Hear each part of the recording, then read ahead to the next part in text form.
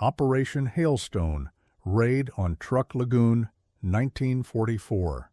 A gentle Pacific hush settles over the vast ocean in February 1944 as the warm salt wind drifts softly across the quiet ring of coral surrounding Truk Lagoon.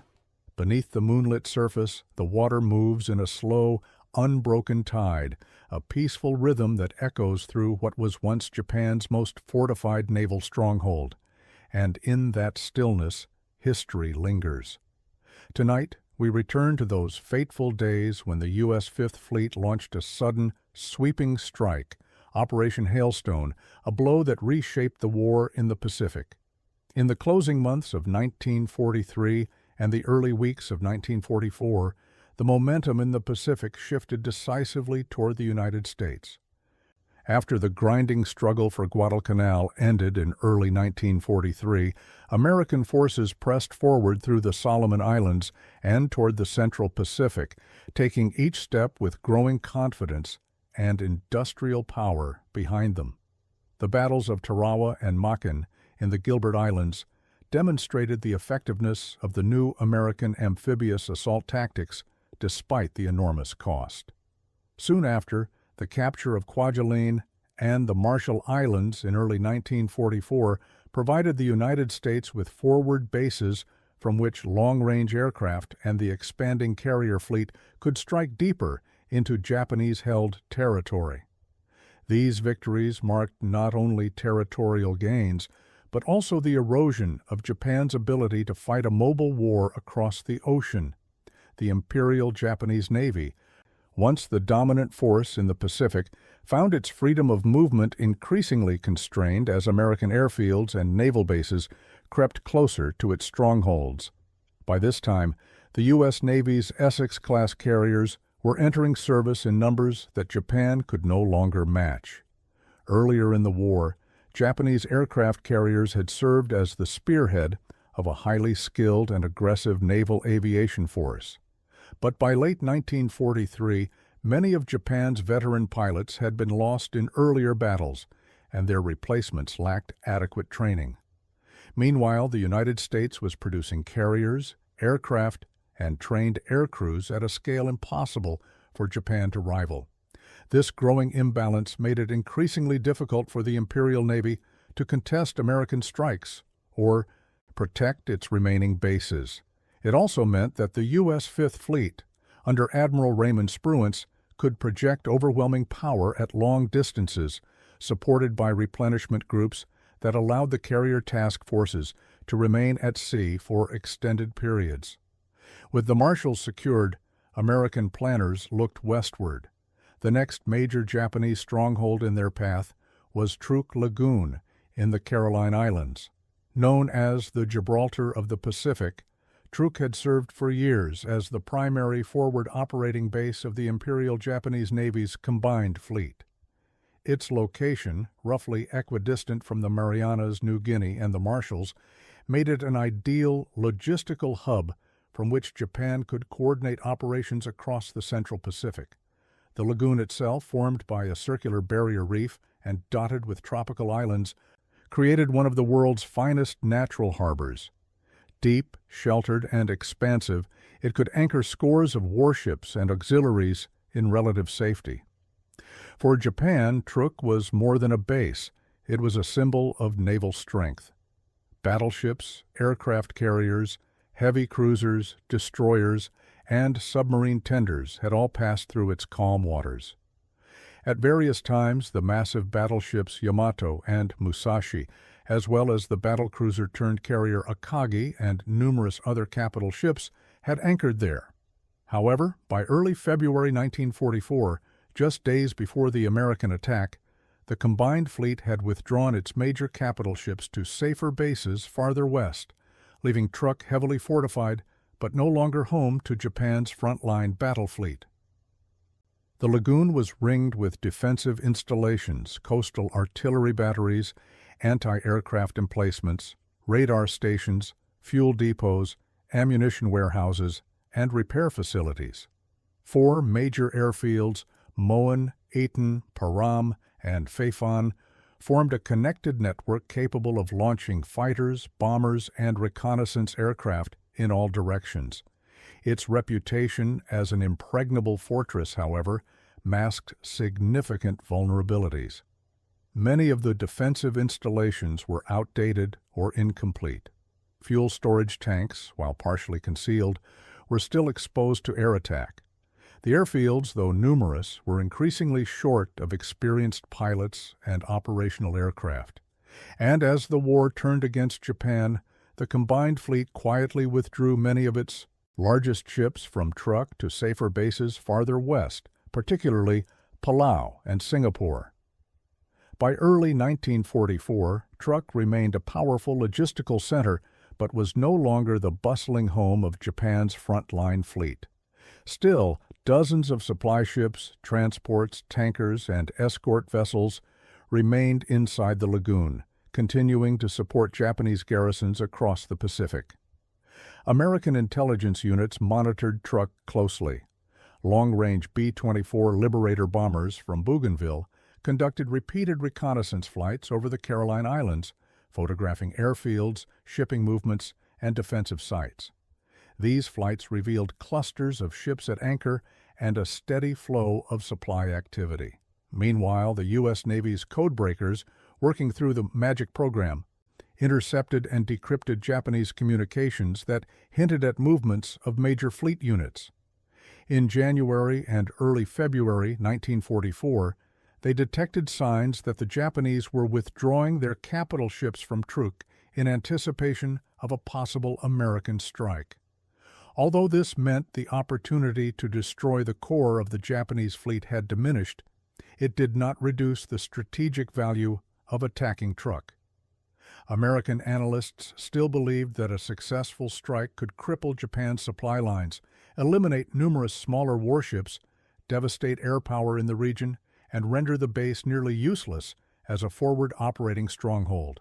Armed with aerial photographs and intelligence intercepts, Admiral Spruance and Vice Admiral Mark A.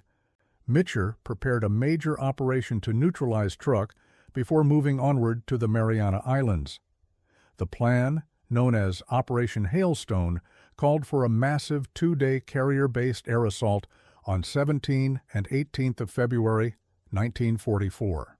Spruance would oversee the operation as commander of the 5th Fleet, while Mitcher would direct the Fast Carrier Task Force, Task Force 58, which would deliver the primary blows. The operation would employ an extraordinary concentration of naval aviation power, 9 aircraft carriers from the Essex, Yorktown, and Independence classes, supported by fast battleships, cruisers, destroyers, and logistics vessels. Hundreds of aircraft, including F-6F Hellcat fighters, SB-2C Helldiver dive bombers, and TBF-TBM Avenger torpedo bombers, would participate in the attack. The goals of Operation Hailstone were clear. First, the United States aimed to destroy as much Japanese shipping as possible within the lagoon, including supply ships, transports, and escort vessels. Second, the attack sought to eliminate aircraft on the ground and in the air, dismantling Truk's ability to defend itself or support Japanese operations elsewhere.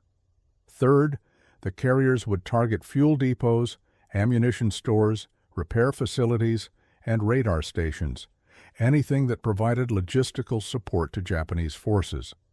By crippling Truk's infrastructure, the Americans hoped to sever the base from the wider war effort and prevent it from threatening upcoming operations in the Marianas. As long as Truk remained functional, Japanese aircraft could threaten American supply convoys and amphibious forces advancing across the Pacific. Submarines operating from the lagoon posed a continuous danger to Allied shipping. The base also enabled Japan to move supplies and reinforcements to garrisons scattered throughout the Carolines and Marshalls.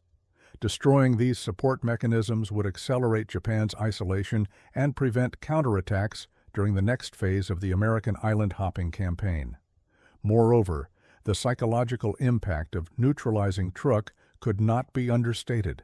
Japanese military culture had long regarded the base as a cornerstone of its Pacific strategy. If the lagoon were devastated in a sudden, overwhelming assault, It would signal to both sides that the Imperial Navy could no longer protect even its most vital strongholds. Such a blow would erode Japanese morale while reinforcing the growing confidence of American forces who had already begun to see the outlines of eventual victory. Finally, the strike on Truk was essential to safeguarding the planned assault on the Mariana Islands, Saipan, Tinian, and Guam. These islands were vital stepping stones toward Japan itself and were central to the American strategy of establishing long-range bases for B-29 bombers. If Truk remained operational, Japanese aircraft and naval units could interfere with the invasion forces or conduct raids on supply lines. Neutralizing Truk would therefore secure the eastern flank of the Marianas Campaign and remove a significant obstacle to American offensive momentum. By early February 1944, with reconnaissance flights complete and the positions of Japanese ships roughly mapped, the U.S. Navy was ready. The carriers of Task Force 58 steamed westward from the Marshalls, carefully timed to arrive at Truk under cover of darkness. Their approach was deliberate and measured, intended to preserve the element of surprise. Pilots reviewed photographs, memorized flight paths, and studied the layout of the airfields they would strike. Mechanics worked through the night to prepare aircraft for long sorties over open water. Spruance and Mitcher, drawing on the lessons of earlier carrier battles, sought to coordinate fighter sweeps, dive bomber strikes, and torpedo runs with precision, ensuring that Japanese defenses would be overwhelmed before they could react effectively. Thus, on the eve of Operation Hailstone, the stage was set. The once feared bastion of Truk Lagoon lay quiet beneath the Pacific moon, its harbors filled with ships and its airfields lined with aircraft that would soon face an onslaught unlike anything seen in the region before. For the United States, the operation represented the culmination of months of planning and the expression of a new naval air power that had grown steadily since the dark days of 1942. For Japan, it marked the beginning of the end for one of its most important bases, and for the broader Pacific War, it signaled the accelerating collapse of the defensive perimeter Japan had fought so fiercely to maintain. And so, in the quiet before dawn, the operation finally moved from intent to action as the U.S. fleet advanced toward Truk, and the first steps of the assault began to unfold. Night descended slowly across the Pacific on 16th February 1944, brushing the water with soft shadows as Task Force 58 advanced from the east toward Truk Lagoon. The sea moved in long, steady swells, each crest rising gently before slipping back into the darkness, and the faint glow of the moon cast a silver path across the water that disappeared beneath the bows of the American carriers. The fleet maintained radio silence as it traveled, its formation tightening as the hours passed. For the men aboard the carriers, the night was calm, but carried an unmistakable tension, the quiet that accompanies a mission whose consequences were known long before the first aircraft lifted from the deck. On the flight decks, sailors moved in almost muted rhythm. Pilots, silhouettes beneath the dim lights, checked parachute harnesses, oxygen systems, and maps secured to kneeboards. They moved between rows of Hellcats, Helldivers, and Avengers, arranged in the order they would launch at dawn. The lingering smell of aviation fuel mixed with the salt-heavy air, creating the familiar scent of a carrier preparing for battle. A soft wind crossed the deck, tugging at flight suits and rising gently around the planes, carrying with it the layered sounds of the sea. Even here, far from land, the waves provided a slow and steady beat, one that seemed to echo the pulse of the fleet as it drew nearer to the lagoon. Below deck, mechanics worked beneath hatches and under dim lights, inspecting every connection, every line, ensuring that the aircraft would survive the long flights and the expected intensity of the strike.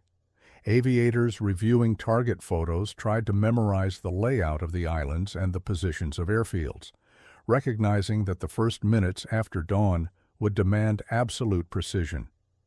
Some traced the lines of the lagoon's barrier reef with their fingertips, imagining the moment when the first outline of Truk would appear beneath the aircraft as the sky brightened. For years, Truk had been known as the Gibraltar of the Pacific, the heart of Japan's defensive network across the Central Ocean. Many pilots had heard stories of the vast lagoon sheltered behind coral walls, of the battleships, cruisers, and repair ships that had gathered there earlier in the war. Even though intelligence reports suggested that some of Japan's largest warships had moved westward, the lagoon was still believed to house a large number of transports, auxiliaries, and smaller fleet units. The pilots understood that they were about to strike not merely an airfield or a supply depot, but a vital node in Japan's ability to sustain operations across the Pacific. As midnight passed, the carriers slowed and turned into the wind. The sky was dark enough to hide the fleet, yet clear enough for the navigators guiding the task force through open ocean. Radar operators watched their screens carefully, alert for any sign of reconnaissance, planes that might compromise the element of surprise. But the night remained quiet.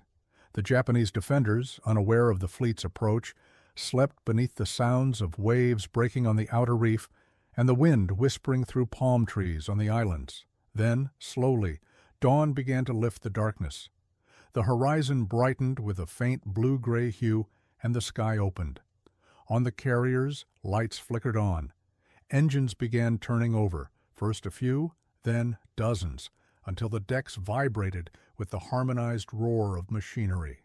The rising sun, still hidden behind the horizon, painted the clouds in thin streaks of gold. Officers moved quickly along the deck, giving final signals and clearing the path for the first wave of aircraft. At 06:45, the first Hellcat shot forward, its wheels lifting from the deck as it climbed into the pale morning light. The airmen felt the lift of the wind under their wings as they banked westward, joining in tightened formation. Below them, the carriers launched aircraft in rhythmic succession, filling the sky with the hum of engines. Avenger torpedo bombers followed, their wings loaded with torpedoes designed for ships sheltered within the lagoon. Helldivers rose next, carrying bombs that would target airfields, warehouses, and fuel tanks. The vast ocean beneath them was still calm when the first shapes of Truk's islands came into view. The barrier reef marked the lagoon in a ring of lighter turquoise, visible even from altitude. Within its embrace lay dozens of ships, some large, some small, scattered like shadows upon the blue water. Smoke from kitchen fires or maintenance activity rose faintly from one or two of the islands, unaware of what was descending upon them. Moen Airfield was the first to feel the shock of the attack. As the Hellcat swept in from the east, Japanese personnel on the ground saw only a momentary flash of movement before gunfire tore across the runway. Planes parked in rows burst into flames as bullets struck fuel tanks and engine compartments. A hangar roof collapsed in a cloud of dust and debris. Those defenders who reached anti-aircraft guns fired back, but the accuracy and volume of the returning fire were limited. The surprise had been total. At Eaton and Param airfields, the story was the same. Aircraft that had been positioned for morning readiness were caught moments before engine warm-ups could begin. 0 pilots ran toward their fighters, but many never got close enough to start their engines. Bombs exploded among ammunition stores, sending smoke curling into the sky. The Americans had achieved their objective. Air superiority was established in the first hour of combat. As more Japanese fighters attempted to rise, they were met by hundreds of American aircraft. More than 350 planes from Task Force 58 joined the skies above the lagoon, overwhelming the 90 to 100 Japanese fighters that struggled to get airborne. The air battle that followed was brief and one-sided. American pilots, trained rigorously and backed by superior radar coverage, engaged with efficiency. The voices over the radio remained calm despite the intensity. "Bogies at 2 o'clock, one pilot reported. Moments later, another confirmed, "Tally-ho." The exchanges blended with the static of radio interference, the crackling backdrop to the unfolding battle. The fight for the air was decided within the first few hours. With the skies largely cleared of defenders, the American aircraft shifted focus to the lagoon below. Avengers descended to low altitude, lining up for torpedo runs against ships anchored or attempting to maneuver. Flying just above the water, they dropped their torpedoes, the wakes spreading behind the weapons as they streaked toward their targets. Some pilots reported seeing sailors rushing across decks, scrambling to defend their ships with whatever anti-aircraft guns they could bring to bear. One of the most dramatic events of the morning occurred when a bomb exploded aboard the Ikoku Maru. The ship, heavily loaded with ammunition and troops, erupted in a massive fireball that tore the vessel apart. The explosion sent a column of fire rising high enough to be seen by aircraft miles away. When the smoke dissipated, only fragments remained afloat before sinking into the lagoon. Other ships were struck in rapid succession. The destroyer Oite was hit and later sank. Fujikawa Maru, beloved by its crew and long used as a transport for aircraft parts, suffered severe damage that would send her to the bottom. Hoki Maru and Nippo Maru were each struck by multiple bombs, their hulls ripped. Open as fire spread across their decks, black smoke gathered over the lagoon, spreading outward and reflecting the rising sun. Throughout the morning, the attacks on Japanese shipping continued. Fires burned across several decks, and small boats attempted to rescue survivors from the water. The lagoon, once tranquil and sheltered, now echoed with the deep rumbling of detonations. The reef that had served as a natural barrier against the Pacific now trapped the flames and the smoke in a ring of destruction. As the first wave of aircraft finished its runs, the second wave began arriving, prepared to continue the assault. The carriers far behind them continued to launch planes in coordinated waves, the attack building toward its full strength. For the Americans, the first half of the day had gone almost entirely according to plan. The airfields were crippled, the defenses stunned, and the lagoon crowded with vulnerable shipping. By midday, the Americans had secured both the sea and the sky above Truk Lagoon, and the next phase of the attack was about to begin. While American aircraft swept across the skies above Truk Lagoon, another layer of the operation unfolded beneath the waves. The submarines assigned to intercept escaping vessels, USS Tang, USS Skate, and USS Sunfish, had taken positions outside the main channels that connected the lagoon to the open Pacific. Their orders were simple but critical. Destroy any Japanese ship attempting to flee the destruction inside. The submarine commanders understood the significance of this assignment. If ships escape now, they might be used to reinforce other Japanese outposts, supply garrisons to prolong resistance, or even harass American forces during the next stages of the Pacific campaign. Preventing that was essential. The morning of 17th of February saw the first Japanese ships attempting to escape the lagoon. Some were transports loaded with men and supplies. Others were escort vessels hoping to protect the more vulnerable ships. The submarine crews, listening through hydrophones, detected propeller sounds long before visual contact. Engines drummed through the water, growing louder as the ships neared the channel mouths. The submariners waited patiently, silent beneath the waves. When a target approached, the submarine captain ordered periscope depth. The narrow view through the periscope revealed plumes of smoke rising from the lagoon behind the fleeing vessels. Torpedoes were fired one after another with calm precision. The wakes streaked through the water, sometimes unnoticed until the final seconds before impact. Some ships attempted sharp turns, others increased speed, but many were struck squarely. Explosions broke the surface, sending debris flying. A vessel's bow would rise slightly before sinking back into the water, then list heavily to one side as water rushed in. The tactic, commonly described as a gun line, a barrier of submarines waiting to intercept fleeing ships, proved devastatingly effective. For hours, the submarines engaged targets.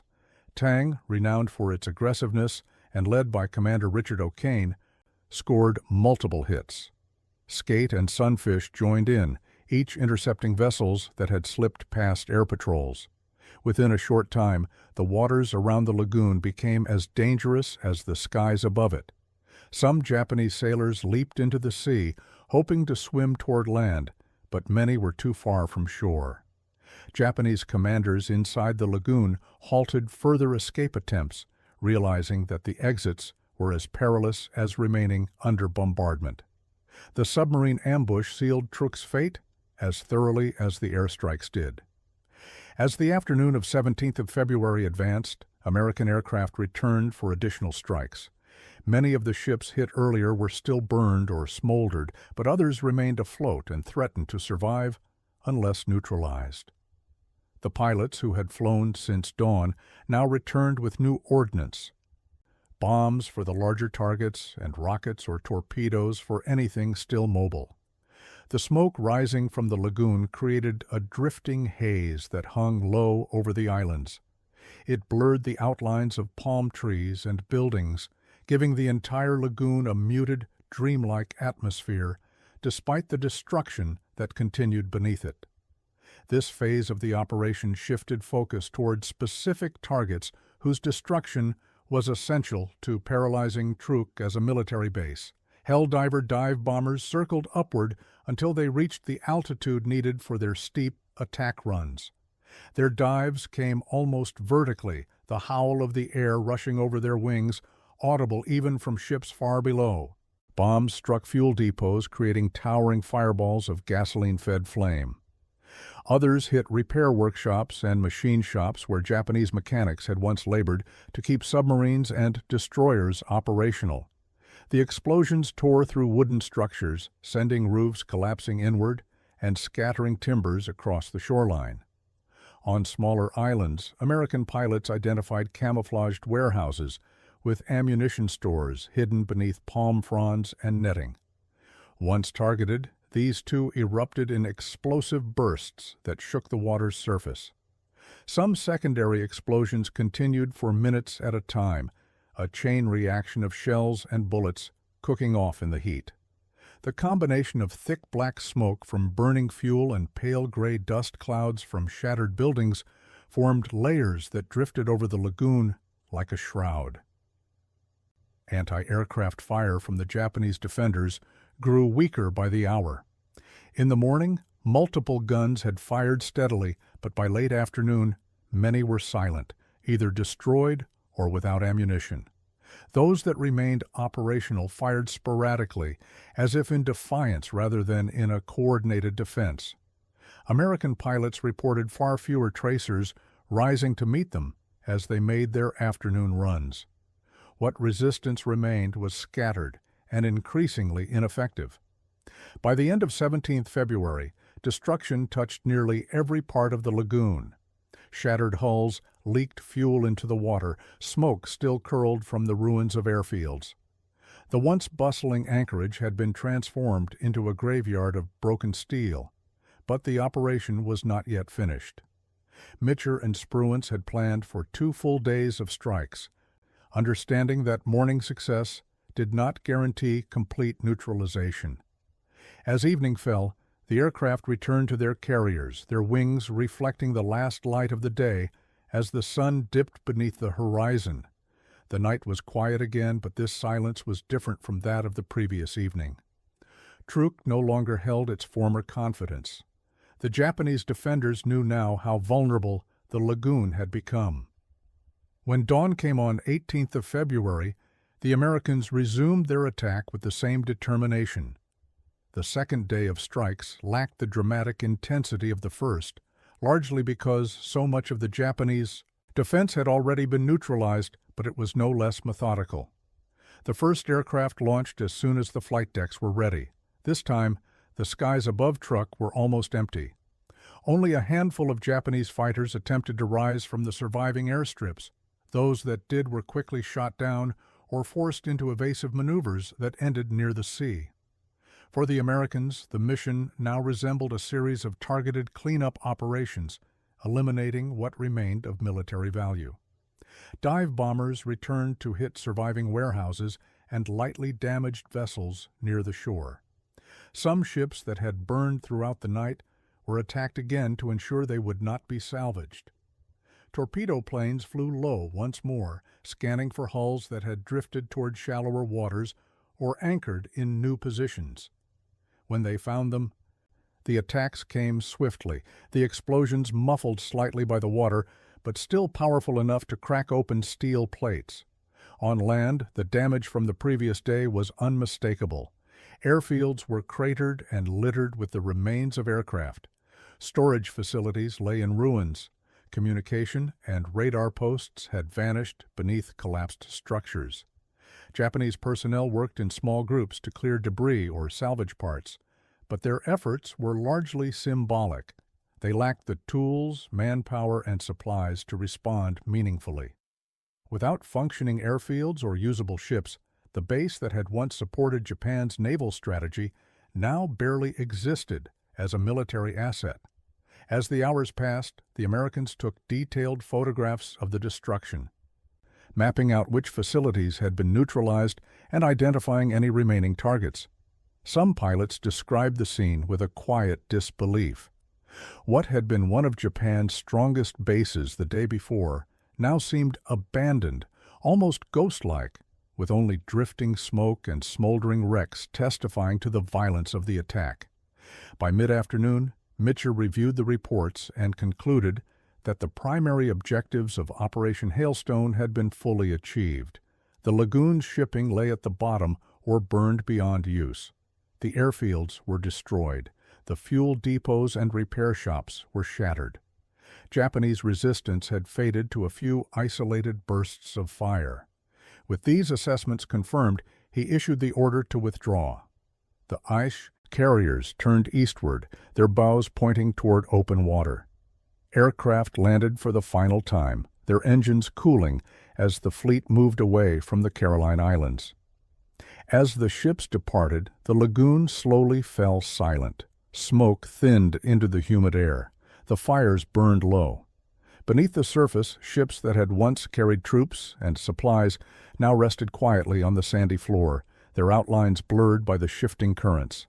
The sea, indifferent to the destruction above it, resumed its slow and gentle rhythm, becoming once more the calm Pacific expanse that had concealed the American fleet just 2 days before. The fires that now rose across Truk Lagoon marked a turning point in the operation, a moment when the destruction unfolding on the water could no longer be mistaken for the shifting fortunes of battle. Flames lifted from multiple ships at once, bright enough to be seen even from aircraft circling thousands of feet above the lagoon. Pillars of smoke coiled upward from their burning decks, merging into a single dark canopy that slowly drifted over the coral-ringed horizon. In the stark morning light, the contrast between the brilliant blue water and the thick rising smoke created an image that would become one of the most enduring memories of Operation Hailstone. The lagoon, known for its gentle clarity, now reflected the chaos of battle in blurred patterns of orange, gray, and black. From the air, pilots described the sight with a mix of awe and solemnity. Ships that had anchored peacefully in the lagoon only the day before were now engulfed in flames, their hulls cracking from within as fuel tanks and ammunition ignited. Some vessels burned steadily, while others erupted in sudden bursts of fire that sent debris raining onto the water. Each explosion sent ripples outward, disturbing the calm surface until the lagoon seemed to pulse with the lingering shock of each detonation. Even as American aircraft banked away from their targets and climbed to altitude, they could feel the slight concussion of explosions far below, a physical reminder of the destruction taking place in the very waters that had once sheltered Japan's fleet. The black smoke that spread across the lagoon cast broad shadows on the water, creating a sense of dusk, even though the sun had already risen high. The sky, still holding traces of the pale blue typical of a Pacific morning, was interrupted by streaks of gray that drifted slowly but steadily westward. For the Japanese sailors who remained aboard the damaged vessels, visibility grew worse by the minute. Flames blocked familiar passageways and sections of decks had collapsed or become too hot to cross. Some ships listed heavily, taking on water until the lagoon spilled over their rails. Others remained upright but burned with an intensity that made survival on board nearly impossible. As aircraft withdrew temporarily to regroup or rearm aboard the carriers, the sound of bombing faded slightly. Yet the lagoon itself continued to echo with muffled detonations, each one rumbling across the water long after the planes had passed. These explosions came from ammunition stores, fuel reserves, and structural failures deep within the hulls. Even in the rare moments when no bombs were falling, the lagoon trembled with the aftershocks of earlier strikes. The water, disturbed by the constant vibrations, lapped unevenly against the hulls and the shoreline, creating a rhythmic slap that mingled with the crackling of flames and the drifting calls of wounded sailors. This transformation of Truk Lagoon, from a stronghold of the Imperial Japanese Navy to a scene of overwhelming destruction, marked the beginning of an irreversible moment. For the Japanese commanders on the islands, the sense of crisis became evident even before the smoke fully spread across the lagoon. They had known that the departure of the main fleet units days earlier would leave the lagoon vulnerable. But the speed and severity of the American attack left little room for strategic reconsideration. Within the first hours of the assault, Japan's hopes of maintaining Truk as a viable forward base had collapsed. What remained was only a desperate attempt to limit losses and preserve as many personnel as possible. The realization that the situation was slipping beyond recovery did not arrive all at once. Instead, it grew steadily through a series of observations, radios falling silent, aircraft unable to take off, anti-aircraft guns failing as their ammunition ran out or their crews were overwhelmed. When the first Japanese fighters fell in the opening engagements, it had seemed like a temporary setback. But when the airfields were pounded repeatedly and the few remaining fighters were destroyed on the ground, it became clear that American control of the sky was complete. Without air support, the defenders could do little more than endure the onslaught. The ships burning in the lagoon told the rest of the story. Though the largest Japanese warships had already sailed west in anticipation of such a strike, their absence did nothing to lessen the devastation inflicted on the support vessels, transports, and supply ships that remained. These were the arteries of the Japanese war effort in the Central Pacific, vessels that carried ammunition, food, spare parts, fuel, and reinforcements to outposts scattered across the region. With each ship that sank, the logistical lifeline weakened. When the Ikoku Maru detonated in a massive explosion after being struck, the shock was not only physical, but symbolic. Other ships followed, each loss adding to a growing sense of inevitability. Japanese officers who had once believed Truk to be a fortress realized that they had no means to reverse the tide. The Americans had come with overwhelming force. Their carriers had launched wave after wave of aircraft without pause, and their fleet had positioned submarines at every likely escape route. The combined effect of these efforts meant that the Japanese could neither defend the lagoon nor withdraw from it safely. Messages sent across the islands carried the same sentiment. The base that had once anchored the Japanese defensive network was collapsing faster than anyone had imagined. Even in the face of such losses, there was a quiet recognition of what the Americans had achieved and what they had not. The devastation of more than 40 ships and the destruction of over 250 aircraft represented a blow that Japan could scarcely afford. The elimination of so many support vessels crippled the ability to sustain garrisons across the Pacific, forcing commanders to ration supplies or abandon certain positions altogether. The base itself, with its airfields and repair facilities reduced to ruins, no longer posed a threat to American operations. The path to the Marianas, which had once seemed contested and perilous, was now open in a way that planners could scarcely have hoped for only months before. Yet, even at the height of this success, American commanders acknowledged the limits of what had been accomplished. They had destroyed the ships that were present, but their arrival had come only days after the Japanese had moved their major fleet units to safer waters. The super battleships Yamato and Musashi, as well as several aircraft carriers and heavy cruisers, were far from the lagoon when the attack began. Their absence meant that although the American strike had devastated the logistical core of Truk, it had not delivered a decisive blow against the capital ships of the Japanese Navy. These vessels would fight again in later battles, extending the war despite their nation's mounting disadvantages. Similarly, the strike did not wipe out every trace of Japanese activity in the Caroline Islands. There were still pockets of defensive positions, small supply depots, and surviving groups of infantry. Some buildings remained usable, even if damaged.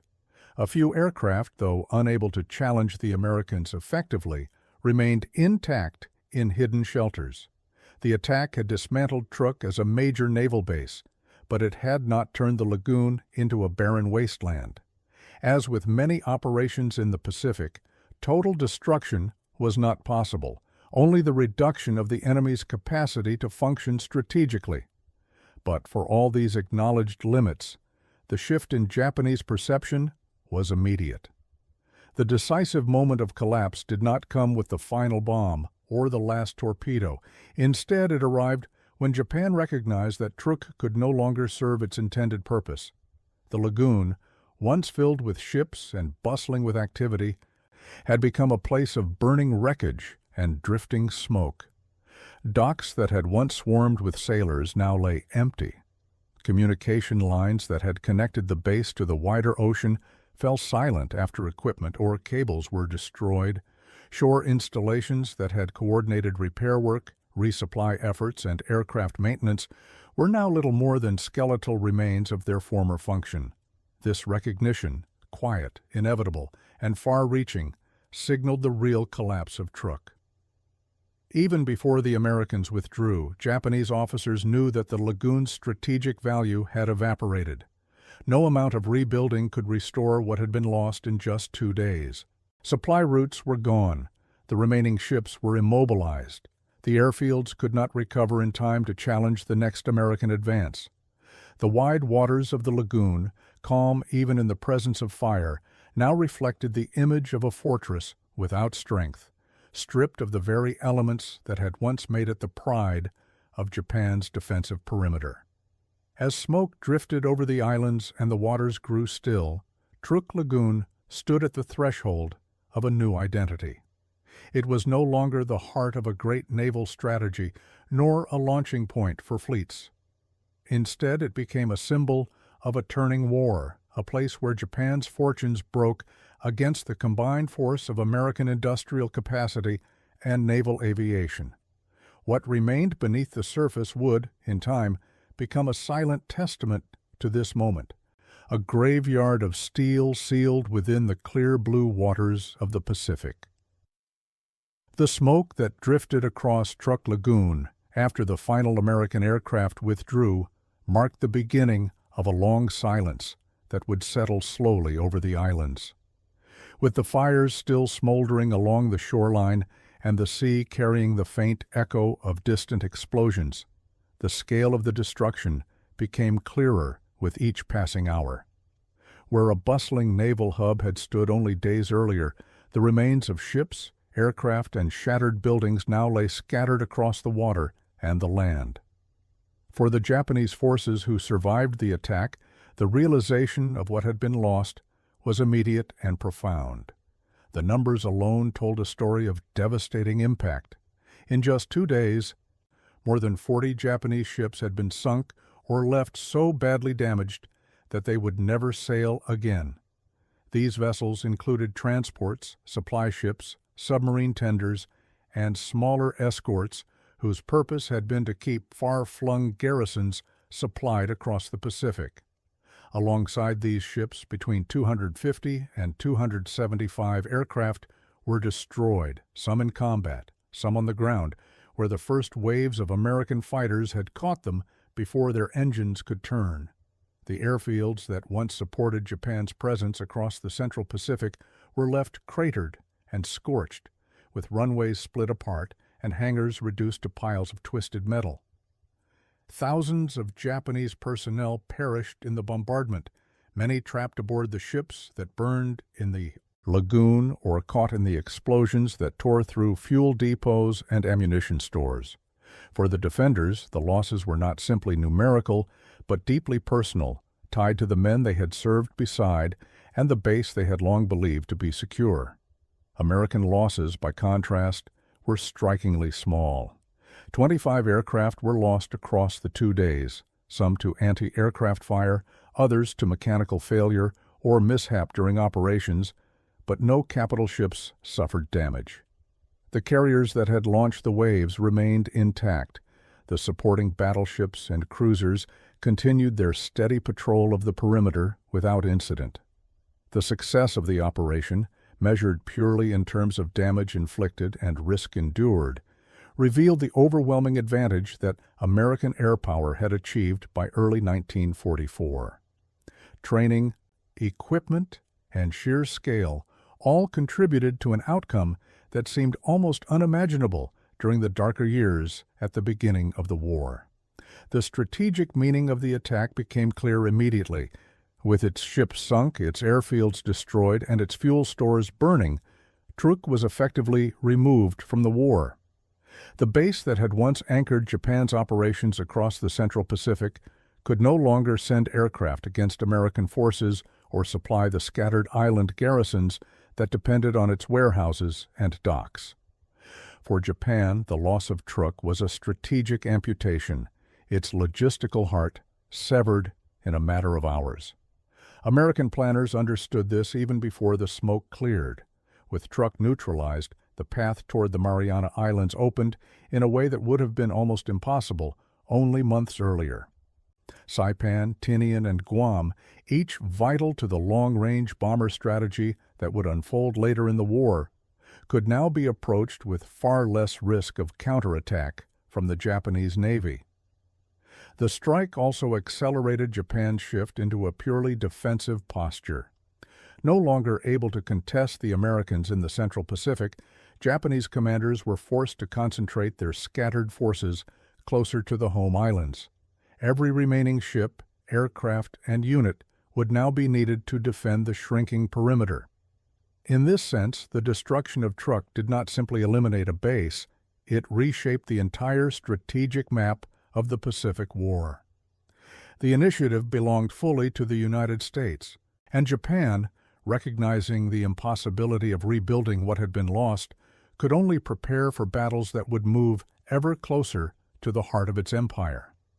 Yet even in the wake of such destruction, Truk Lagoon did not remain only a symbol of war. In the decades that followed, the lagoon's clear waters slowly reclaimed the wrecks resting on its floor. Coral grew along the hulls, currents swept sand across decks and gun barrels. Schools of fish made their homes among the rusting steel. The remnants of Fujikawa Maru, Shinkoku Maru, and many others settled into a final silence beneath 40 to 60 meters of water. Divers visiting the lagoon today describe an underwater world where history rests undisturbed, preserved by the very stillness that once made the lagoon a safe harbor. The ships lie as though frozen in time. Cargo still stacked in holds, aircraft still secured on hangar decks, instruments still faintly visible behind layers of coral and silt. In these quiet depths, the boundary between the natural world and the memory of war has softened, creating a place where both coexist in an uneasy but enduring harmony. The contrast between the lagoon today and the 2 days of bombardment in 1944 is striking. Where flames once roared, the water now moves gently over decks veiled with coral. Where the crash of detonations once echoed from island to island, only the soft clicks of marine life and the filtered hum of distant currents remain. The tranquility that blankets the lagoon today stands in stark opposition to the violence that reshaped it. Everything that was once noise has settled into silence. The wrecks beneath the water tell the stories of the men who served aboard them, sailors who fought, engineers who labored in the engine rooms, pilots who attempted to rise into the sky during the chaotic first hours. Their ships, now silent, hold memories that only the sea can carry. Operation Hailstone, in its overwhelming scale, reminds us that war leaves not only tactical outcomes, but human consequences, losses that continue to resonate long after the final report is written and the last aircraft returns home. As the lagoon rests beneath the Pacific sun, its waters unchanged in their calm, the legacy of those 2 days remains both visible and deeply felt. Truk's transformation from fortress to graveyard captures the essence of the Pacific War, a story of shifting tides, decisive blows, and the quiet that inevitably follows. And in that quiet, one is reminded that even the most powerful strongholds can fall, and that the memory of conflict endures long after the guns fall silent. They once called Truk the Gibraltar of the Pacific, a sanctuary of steel and certainty, resting in waters believed too remote to fall. For years, its quiet lagoon sheltered the confidence of an empire that felt untouchable.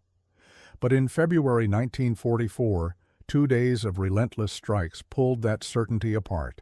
Ships slipped beneath rising smoke, leaving only silence drifting across the blue. And in that silence, the lagoon whispered a simple truth. Even the mightiest strongholds fade, and peace returns where thunder once ruled. If you found calm in this journey, subscribe to World War II History for Sleep.